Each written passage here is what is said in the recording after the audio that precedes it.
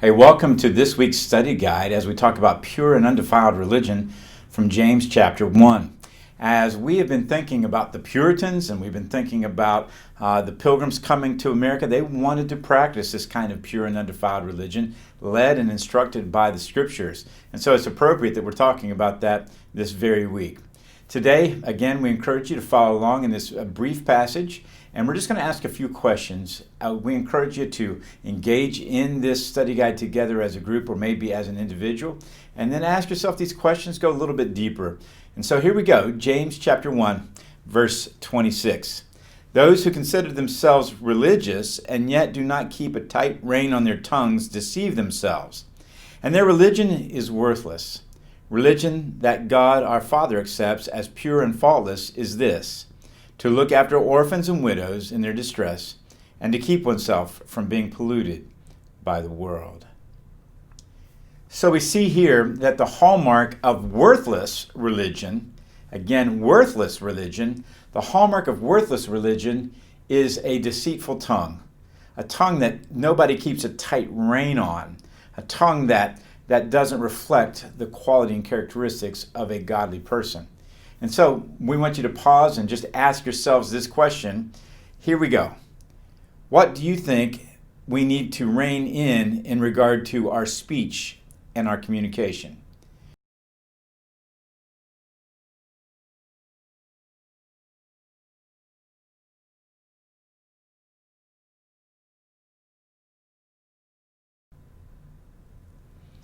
We often find confusion in and around religion.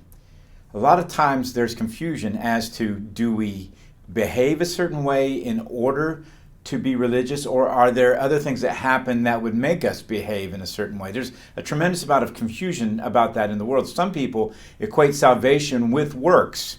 In other words, that you have to do certain things, act certain ways in order to be saved.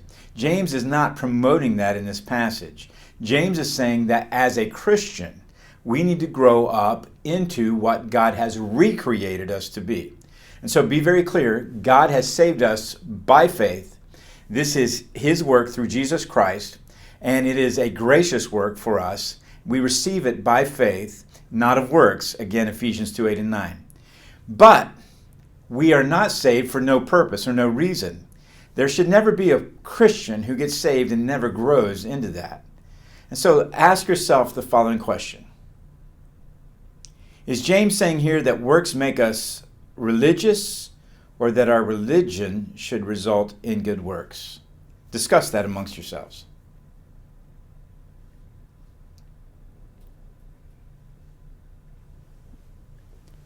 Now, James not only tells us that we need to control our tongue, but he also tells us there's certain things that we ought to do. Now, this is a poetic way. Remember, James oftentimes refers back to, in his way of thinking and his way of talking and writing, it's very proverbial.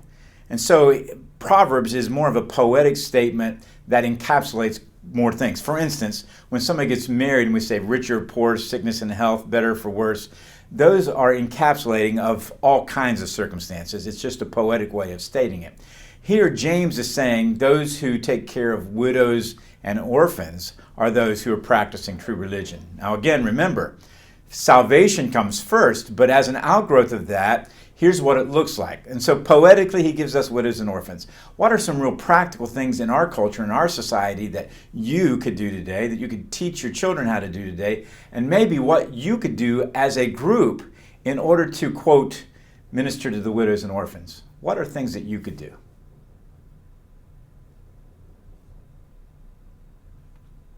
And finally, James adds one more thing.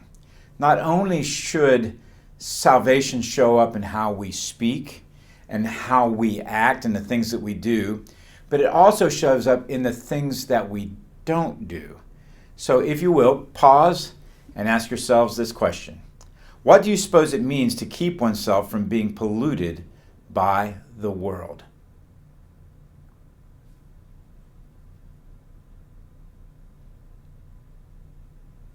Hey friends, thanks for joining me today.